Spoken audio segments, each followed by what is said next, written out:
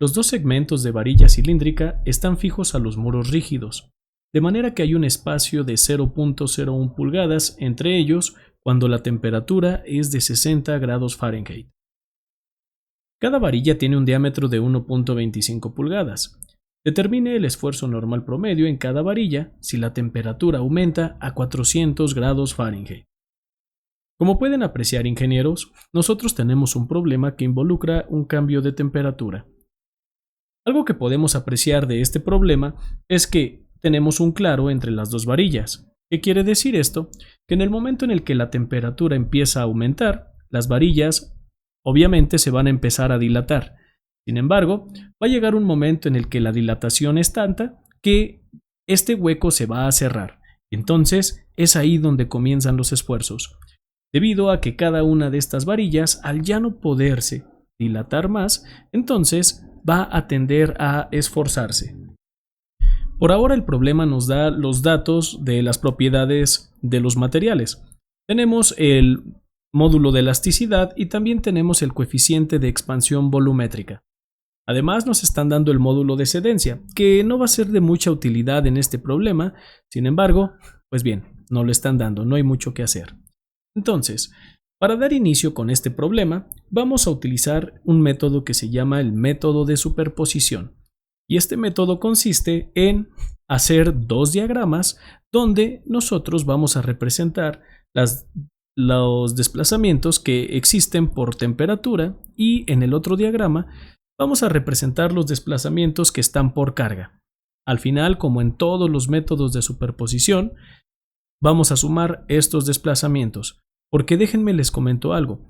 El método de superposición es utilizado no nada más en la mecánica de materiales, sino también en los circuitos, en la mecánica de fluidos y en algunos otros aspectos de la física. Sin embargo, el principio es el mismo. Para utilizar este principio de superposición, es necesario que nosotros hagamos dos diagramas como lo habíamos mencionado previamente. Aquí se alcanzan a apreciar. En el primer diagrama, lo que nosotros hicimos fue retirar un apoyo y en el segundo diagrama lo estamos poniendo nuevamente.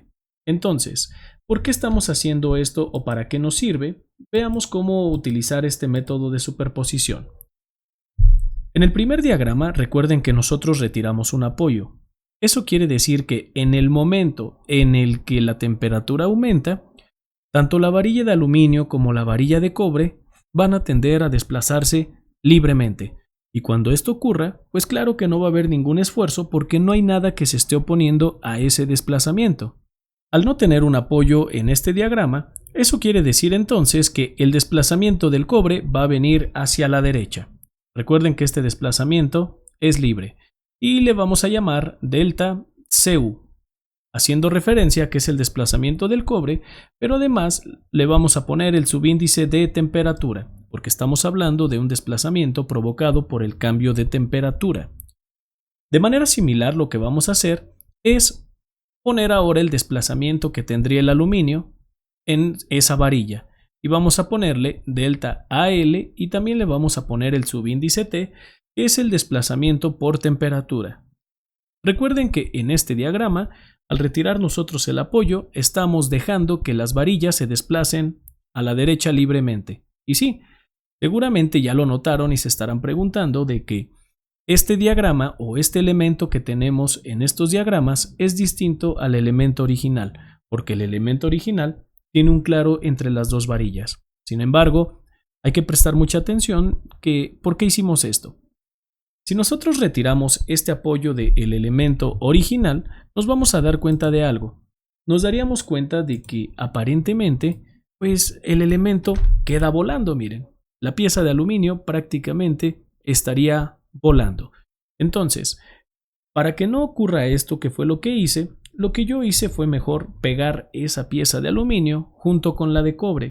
Y no estoy olvidando, al haber hecho esto, que existe un claro de 0.01 pulgadas entre los dos. Entonces, esta es la deformación o este claro que tenemos aquí es la deformación máxima permitida entre las dos varillas. Eso quiere decir que en el momento en el que las dos varillas sobrepasan esta deformación, entonces ya no se van a poder deformar más y van a comenzar los esfuerzos. Entonces, por eso es que yo no lo puse, no hay ningún problema si no lo estoy poniendo en mis diagramas, pero al momento de pasarlo a nuestra ecuación, sí va a ser necesario recordar que la deformación máxima que puede tener entre la varilla de aluminio y de cobre es de 0.01 pulgadas.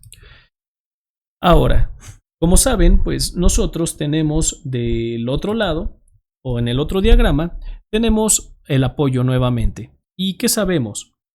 Que en el momento en el que estas varillas logran su deformación máxima y se acaba este claro, entonces van a empezar a esforzarse. Y recuerden que cuando hablamos de temperatura, el cambio de temperatura nos va a provocar una dilatación y la dilatación es un fenómeno volumétrico. ¿Qué quiere decir esto? Quiere decir que cuando ocurre en todas las direcciones. Entonces, de aquí nosotros vamos a decir que la dilatación va a provocar que se empiece a desplazar el elemento en todas direcciones y entonces estos dos elementos van a empezar a empujar las paredes que tienen en cada uno de sus extremos. Y cuando esto ocurre, pues claro que las paredes van a tender a oponerse al movimiento. Por eso es que yo aquí voy a poner una reacción que le voy a llamar reacción A, mientras que del otro lado pues le vamos a poner una reacción más que le vamos a llamar reacción C. Si se preguntan por qué le puse estos subíndices, es por el aluminio y es por el cobre, no es por otra cosa en especial. Cuando nosotros tenemos ya nuestro elemento así como se muestra aquí en la pantalla, pues observen, nosotros vamos a tener, ya que pusimos el apoyo, vean, así se verían nuestro arreglo de varillas una vez que se ha dilatado, el hueco se ha cerrado y entonces comienzan los esfuerzos.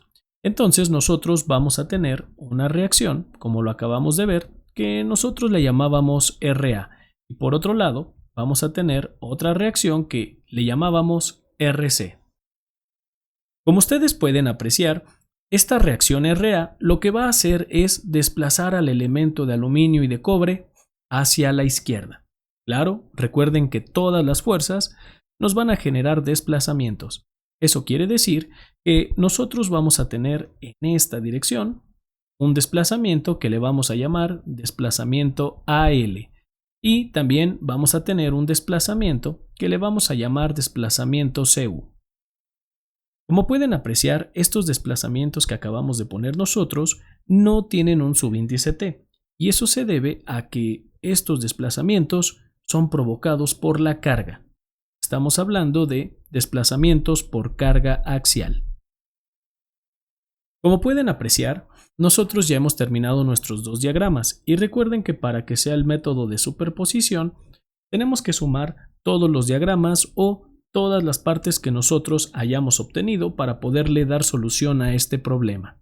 En este caso, nosotros solo requerimos de dos partes, o mejor dicho, de dos diagramas.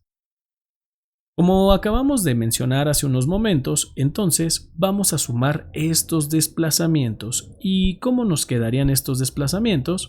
Pues muy bien. Por un lado, vamos a comenzar con los desplazamientos de arriba y esta ecuación quedaría de la siguiente forma. El desplazamiento del cobre por temperatura, y sí, lo vamos a dejar positivo, y eso quiere decir que todos los desplazamientos que van hacia la derecha los vamos a considerar como si fueran positivos, ingenieros. Entonces vamos a tener que es el desplazamiento del cobre por temperatura más el desplazamiento del aluminio. En este caso, pues claro que también va a ser por temperatura. Y esto que después nos pasamos al siguiente diagrama. Como pueden apreciar, pues tenemos que sumarle a estos dos desplazamientos, les vamos a sumar los desplazamientos de abajo. Pero de antemano sabemos que estos desplazamientos que aparecen en la parte de abajo van hacia la izquierda, van en sentido contrario a mi convención, por lo tanto van a ser negativos.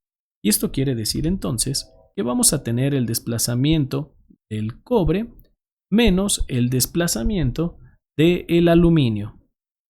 Y todos estos desplazamientos ¿a qué van a ser igual? Al desplazamiento total de todo el sistema. Y claro, sabemos que el único margen de desplazamiento que tiene el sistema es de 0.01 pulgadas. Eso quiere decir que el desplazamiento total de todo el sistema va a ser de 0.01 pulgadas. Y aquí, como pueden apreciar, para esta ecuación es el tema medular de nuestro problema. Ahora bien, para comenzar con la sustitución en esta ecuación, que es el corazón de este problema, obteniendo esta ecuación ya el problema prácticamente es cuestión de sustituir.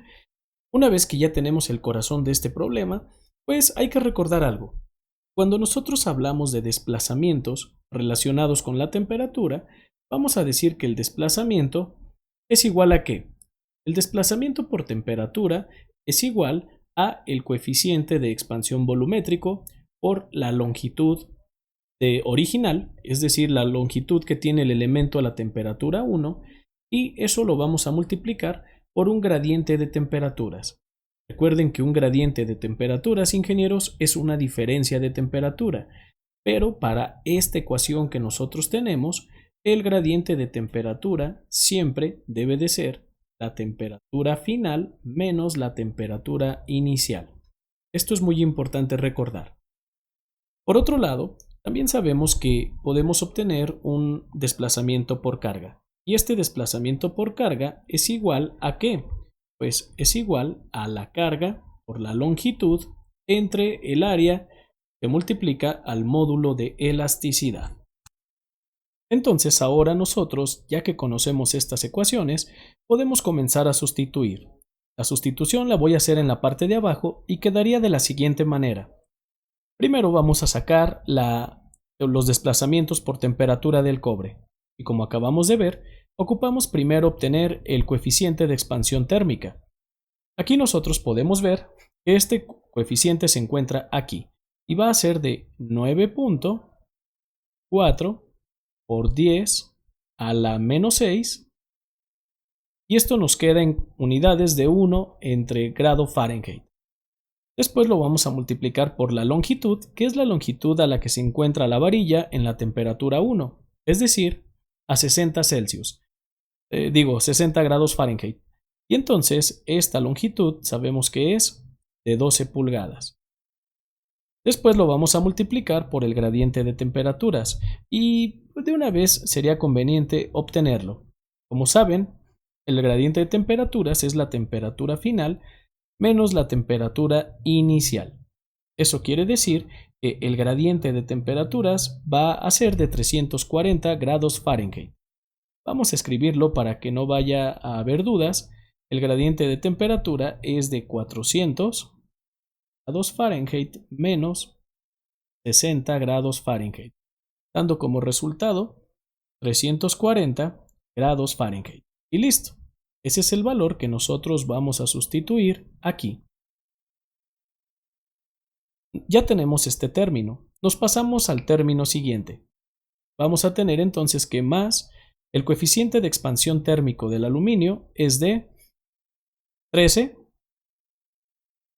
por 10 a la menos 6 también. Y esto recuerden que está en unidades de 1 entre grado Fahrenheit. Después lo vamos a multiplicar por 6 pulgadas y al final lo vamos a multiplicar por el gradiente de temperaturas, que es de 340 grados Fahrenheit. Y listo. Como pueden apreciar, ya tenemos nuestros términos que están asociados a la temperatura. Ahora vamos por los términos que están asociados a la carga. Pero mucha atención. Les propongo lo siguiente.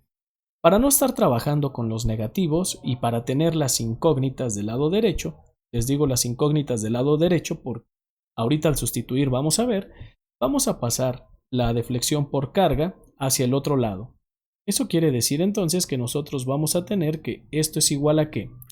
Esto es igual a 0.01 pulgadas. Después vamos a tener más, al estar restando pasó sumando, recuerden. Y vamos a tener que es más la deflexión o el desplazamiento por carga.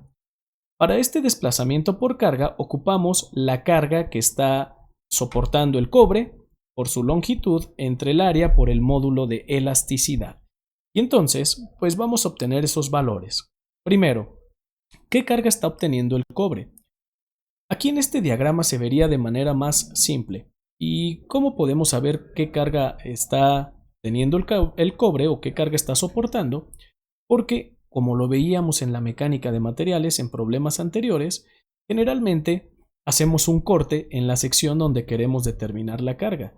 Y cuando hacemos un corte, vamos a considerar las cargas que hay a la derecha o las que hay a la izquierda. Al final de cuentas, el elemento está en equilibrio. Sin embargo, una vez que yo ya tomo las cargas hacia alguna dirección en específico, debo de respetar yo prácticamente esa convención. En este caso, ingenieros, yo voy a considerar las cargas que hay a la derecha. ¿Qué cargas tenemos? Solamente tenemos la reacción en A. Eso quiere decir que la carga que está influyendo en el cobre es la reacción en A. Si hacemos un corte ahora para determinar la carga que hay en el aluminio, nos daríamos cuenta de lo mismo. Como ya consideré en mi primer corte las cargas a la derecha, en el aluminio no hay de otra y los tengo que considerar también a la derecha. Entonces, pues la única carga que tenemos es Ra también. Quiere decir que tanto el aluminio como el cobre Inges está soportando a Ra. Vamos a sustituir entonces estos valores. ¿Y qué es lo que vamos a tener? Pues vamos a tener que la carga es Ra para el cobre. Recuerden, todos los valores que vamos a sustituir a continuación son para el cobre. Y vamos a tener entonces que la carga es Ra y lo vamos a multiplicar por la longitud, que es de 12 pulgadas. Después lo vamos a dividir entre el área. Podemos apreciar que tenemos un diámetro de 1.25 pulgadas. Entonces, vamos a dividir entre el área y esa área la vamos a obtener de la siguiente manera. Pi, que va a estar multiplicando al diámetro. Diámetro en este caso es de 1.25 pulgadas. Esto lo vamos a elevar al cuadrado y lo vamos a dividir entre 4. Como pueden apreciar, ingenieros, esto que tenemos aquí es el área. Claro, bien podrían utilizar ustedes pi por radio al cuadrado y también estarían obteniendo el mismo resultado.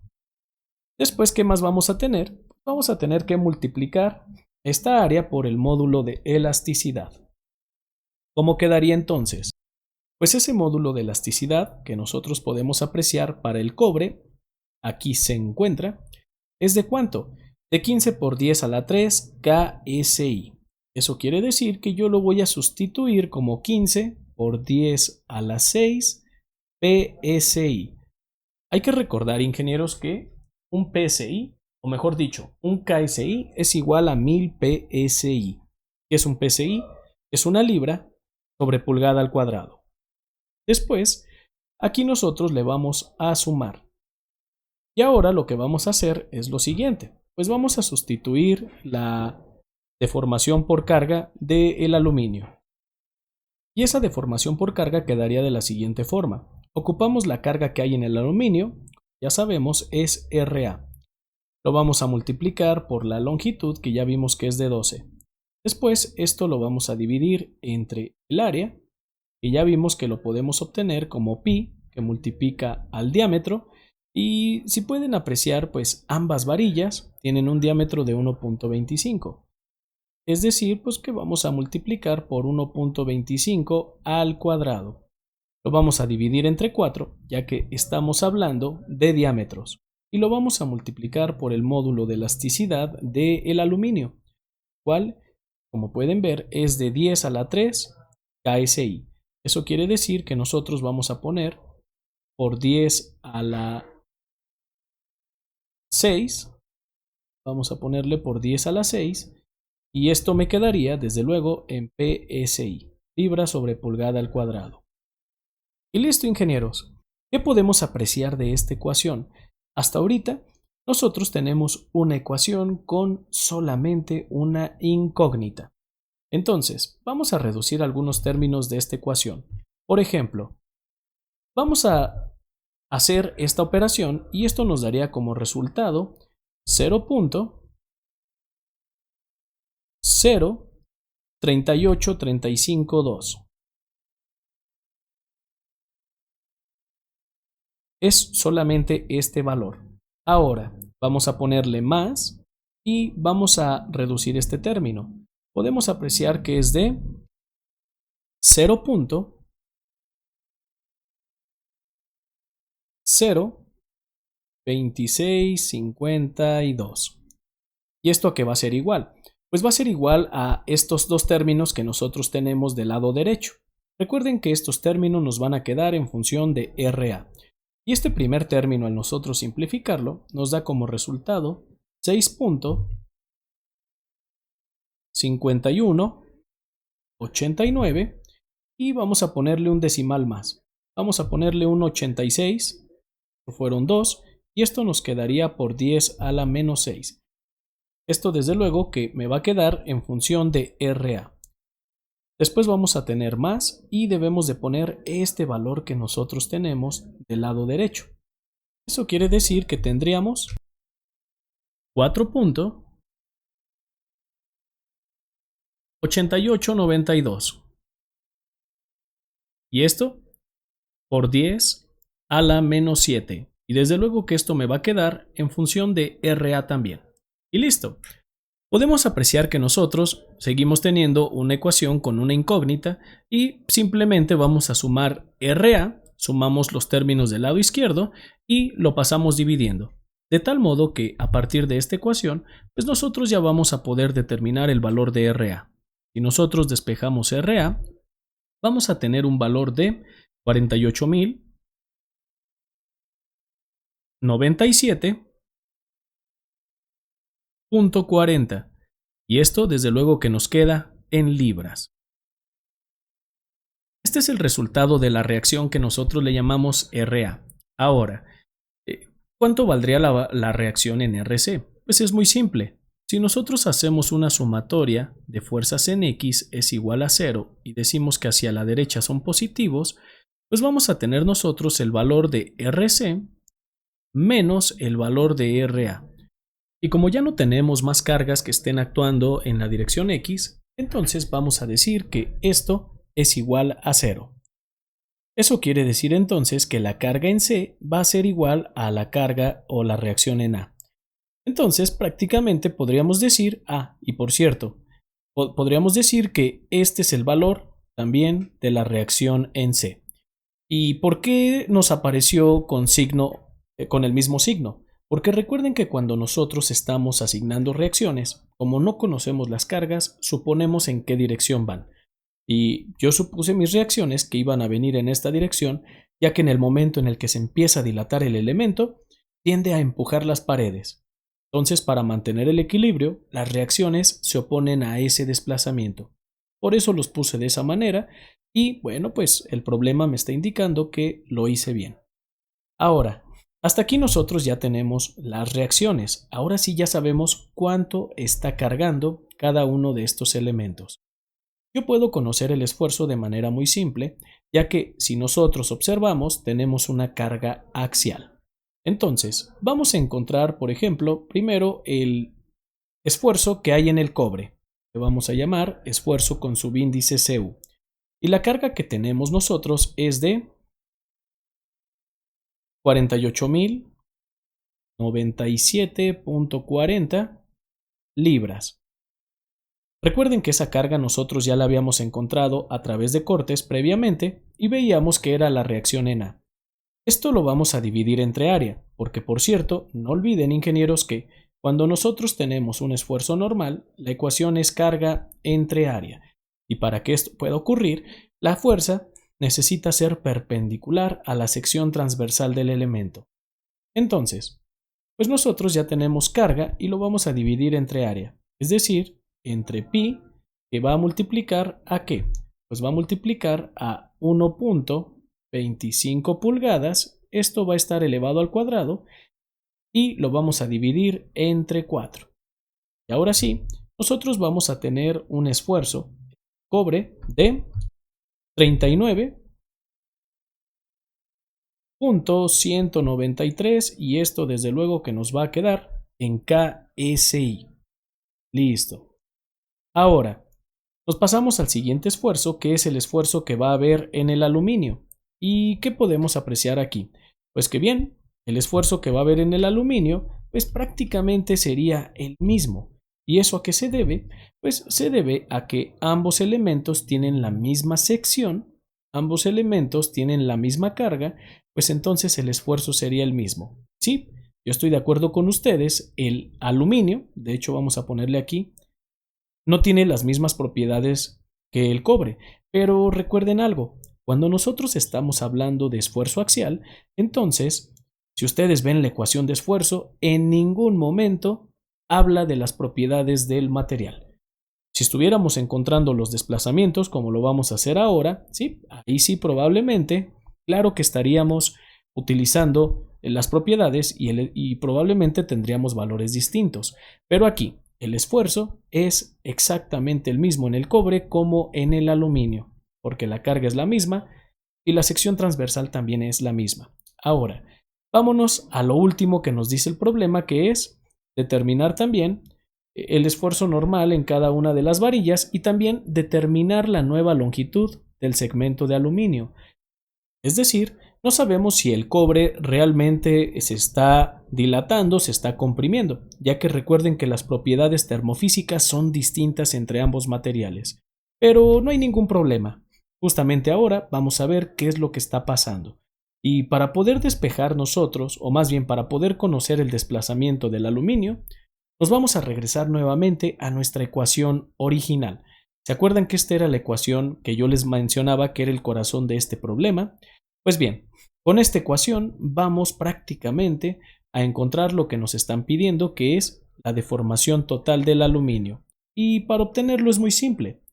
Simplemente lo que vamos a hacer es obtener los términos del aluminio, los vamos a dejar del lado izquierdo, mientras que del lado derecho vamos a pasar el resto de los términos. Esto quedaría más o menos de la siguiente forma. Vamos a tener que el desplazamiento que nosotros tenemos del aluminio por temperatura menos el desplazamiento que nosotros tenemos del aluminio por carga, es esto, ¿a qué es igual? Pues es igual a 0.01 y después pues vamos a tener que es más el desplazamiento del cobre y luego vamos a tener que es menos porque este término pasa hacia el otro lado restando, vamos a tener menos el desplazamiento del cobre por temperatura. Y listo, ingenieros. Esto que nosotros tenemos aquí, este término, es el desplazamiento total del aluminio. Es el desplazamiento total del aluminio. Entonces, pues vamos a sustituir y vamos a encontrar a este desplazamiento total, simplemente le voy a llamar delta. ¿Y qué es lo que tendríamos? Pues vámonos más para acá y vamos a tener que delta a qué es igual. Es igual a 0.1 más el desplazamiento del cobre por carga. Ya sabemos que el cobre está cargando 39.000, no es cierto, está cargando 48.097.40 libras. Y esto nosotros lo vamos a multiplicar por su longitud. En este caso recuerden que estamos utilizando los valores del cobre y su longitud es de 12 pulgadas. Después esto lo vamos a dividir entre el área. El área ya lo hemos obtenido previamente y vimos que era de pi por 1.25 elevado al cuadrado entre 4, porque estamos utilizando el diámetro. Y lo vamos a multiplicar, ¿por qué? Pues por el módulo de elasticidad del cobre. Observen cómo aquí sí, como estamos involucrando desplazamientos, aquí sí tiene que ver las propiedades de los materiales. Y el módulo de elasticidad del cobre, aquí lo podemos apreciar y vemos que es de 15 por 10 a la 6. Recuerden que vamos a trabajar en PSI. Después vamos a tener que es menos el desplazamiento del cobre. ¿Y cómo quedaría? Por temperatura. Recuerden que ese nosotros ya lo obtuvimos previamente. Y ese desplazamiento por temperatura aquí lo podemos apreciar. Es de 0.03835.2. Y listo, ingenieros. Si nosotros hacemos esta operación, vamos a tener los desplazamientos totales del aluminio. Entonces, eso quiere decir que al nosotros hacer esta operación, vamos a tener un desplazamiento de 3.002 y esto lo vamos a elevar por 10 a la menos 3 y esto nos va a quedar en pulgadas.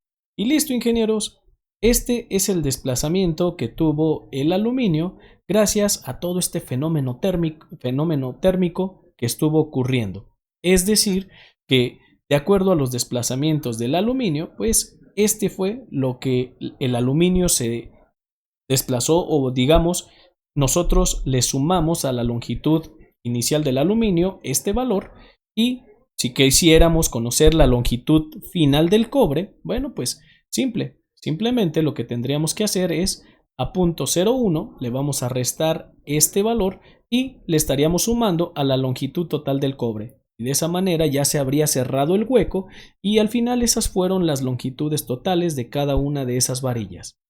Espero que les sea de mucha utilidad, ingenieros. En este canal van a encontrar varios problemas relacionados con el cambio térmico en la lista de reproducción de mecánica de materiales. Así que, con esto, ingenieros, damos por concluido todo lo que el problema nos había estado solicitando. Por lo tanto, te invito a suscribirte a este canal y ver cada una de las listas de reproducción que aparecen en él. Seguramente van a ser de gran utilidad en tu estancia como estudiante de ingeniería. Así que regálanos un like, comparte los videos y te deseamos mucho éxito. Que la fuerza te acompañe.